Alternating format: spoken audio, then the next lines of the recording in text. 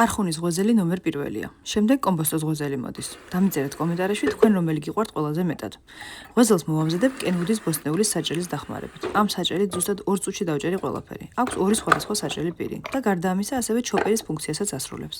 შიგთავსისთვის დაგჭირდებათ სტაფილო, კომბოსტო, ხახვი და ნიორი. ყველაფერი გავხეხე, დავჭერი და დავაჩოპერე შესაბამისი თავაგებით.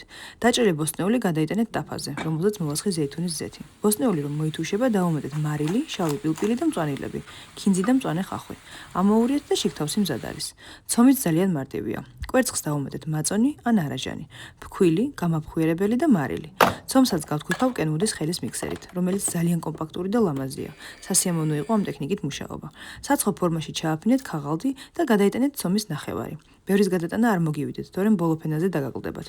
შემდეგ გადაიტანეთ კომბოსტო, გვიან გამახსვენა და მოხარშული კვერცხის დავუმატეთ, ძალიან უხდება.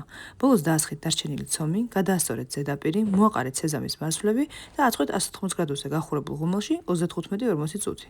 გააგრილეთ, დაჭერით და გემრიელად მიირთვით.